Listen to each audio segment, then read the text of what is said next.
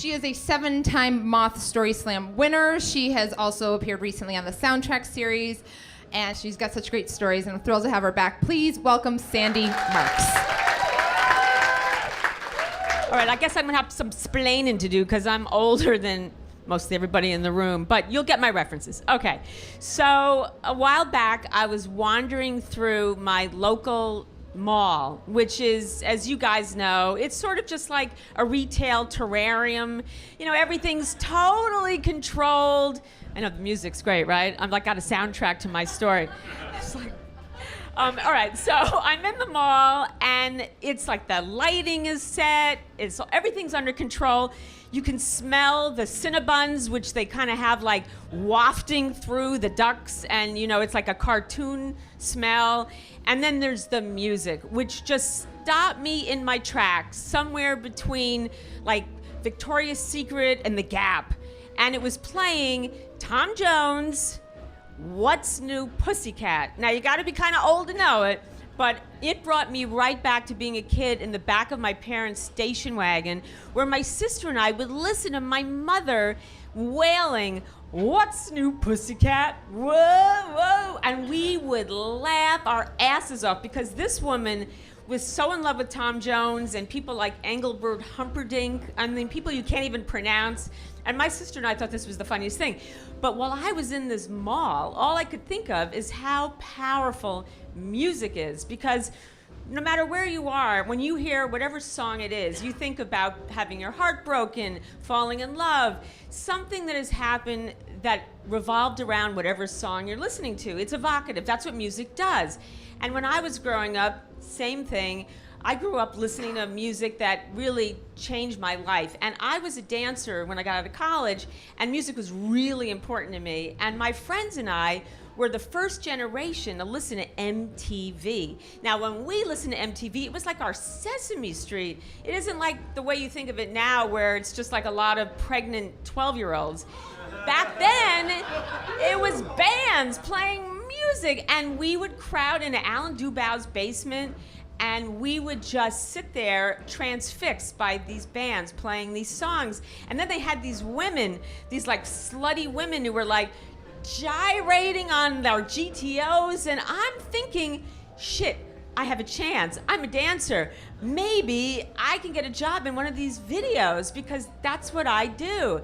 And there was also these VJs, and there was this Martha Quinn. She was kind of cute, but I love this guy, Mark Goodman. He was a Jew, he had Jewy hair, and I thought, if Mark Goodman, this VJ, has a career, I have a chance.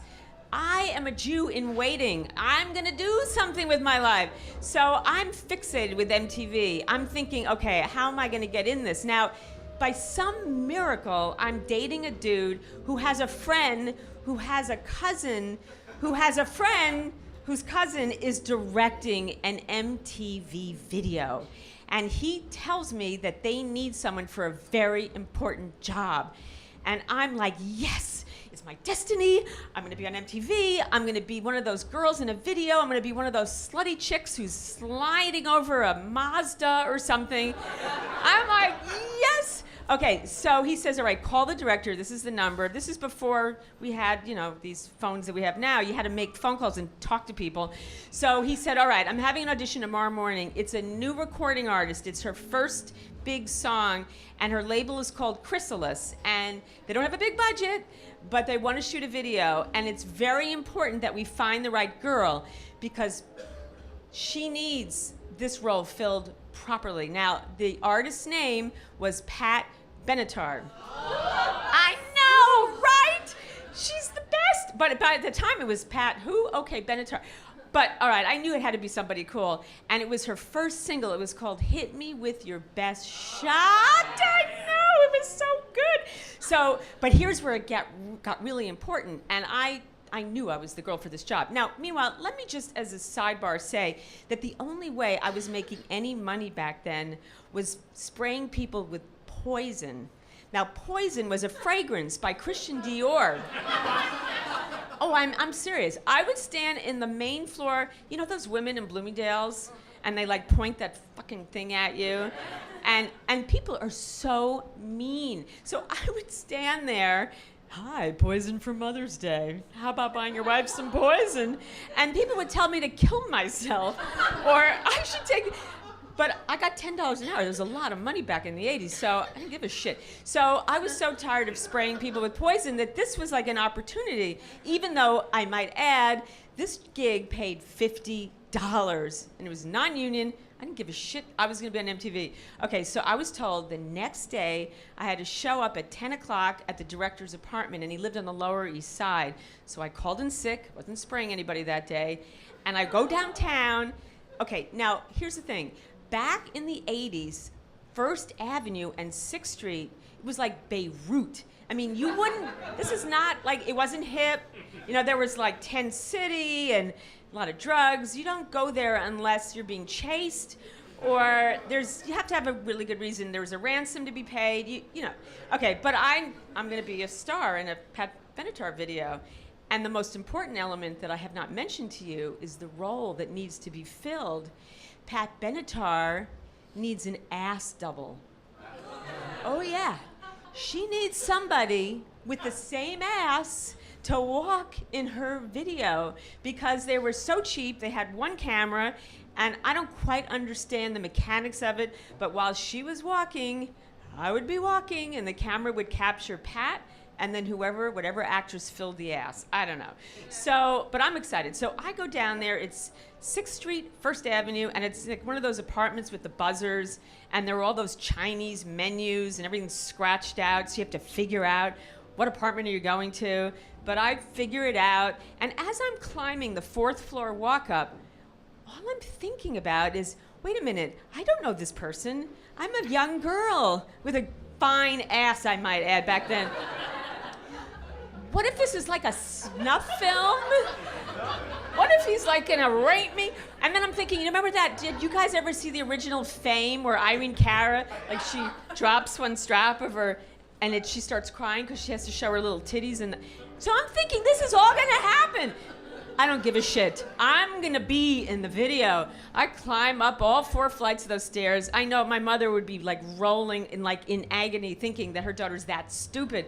I don't care, it's MTV, okay? So I get up there and I ring the bell and this guy answers who's like my age. He's probably an NYU film student and his apartment smells and it looks like a coffin with cigarettes in it. It's dark and tiny, but I figure how dangerous can he be? He's like 22 years old and he weighs like 85 pounds. So I just go on in and he has one video camera. It's like kind of sleazy. That video camera's all set up, which makes me think even more, oh my God, this really could be a snuff film. I don't care, I'm still in. I'll go, I'll figure it out. So I'm inside and then he takes out a tape measure. And then I'm saying to myself, holy fuck, a tape measure, he's measuring me to see if when he chops me up and he puts me in the Samsonite, is there room to fit me in the luggage? I don't care, I'm still in, I am all in. So after he measures my ass, he says, perfect, okay, now I'm gonna put on her song and I need to see you really be tough and walk to the song. Okay, now the apartment is like 4 feet long. And he wants me to walk and be angry, and I'm not really an angry type, but I don't have very far to get that angry, but I want to get the job, and I really think that I'm perfect for this. So he puts on the music, and you hear, okay, I'm gonna lift up my shirt so you can see my ass, because it's not that bad. And you hear it, and I'm going, hit me with your best shot. Come on now, hit me with, and I reach the wall very quickly. So now I'm like a Roomba, like, you know, those little vacuum. So I'm like grinding up against the wall and like an asshole. And he says, okay, you could stop, you're hired, you have the perfect ass. And I'm thinking, yes, me and Pat Benatar, we are going in this together. I am so excited I have this job. So he says, okay, Friday, 10 a.m. is your call time, and he gives me the address, and I say, great, I will be there. I fly down those stairs when I leave. It's the most exciting day of my life. I leave there, I don't know who to call first. So I get home, And there's an answering machine in my apartment because back then we had those things. That's a contraption called an answering machine.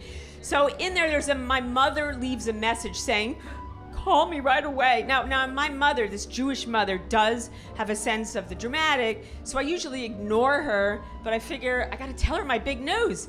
So I call my mother and I say, Mom, guess what? And she says, wait, Aunt Margie died. Shocking. Okay, it's not that shocking. Aunt Margie's like 85. She's been hypertense for like 30 years, and she's like a distant aunt. And then my mother says, the funeral is Friday at 10 a.m. And I say, I'm really sorry, Mom, but I've been booked as Pat Benatar's ass. And as much as I'd love to go to that funeral, she said, oh, no. She said, what are you getting paid? And I was embarrassed, but I can't lie. So I said, $50. She said, you have to go to the funeral. And I said, but I don't want to go to... She said, you can't. You have to go. It's family. Family always first. Okay, now I'd like to say that I'm a total badass and that I was going to this funeral because I had to be, but I really didn't want to because I really want to be Pat Benatar. But I go to the funeral because I am a nice girl, even though I really didn't want to go. So I call the director and I tell him, there's a funeral, can we make it later? And he said, no. And I said, I'm really sorry. And he said, you'll never work again. Like this 23-year-old twit was ever gonna get another job. So I go to the funeral because I have no choice, because I really am a nice kid. And I am sobbing, sobbing through the entire funeral. Every cousin, every aunt and uncle try to comfort me. And they're so touched that I had such a strong alliance to Margie. And they feel so bad. And they just think, what a great person you are. They have no idea that I'm sobbing for the lack of my career as somebody's ass double. So that's the end of it. Now, time has passed, and I've been watching Pat. She's still out there, okay? Now, she's a little older than I am, not much. And I honestly think that her ass and mine have only dropped incrementally about the same amount.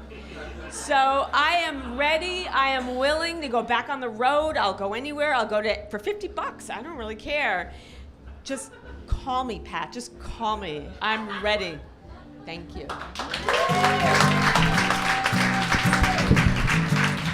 Young's the one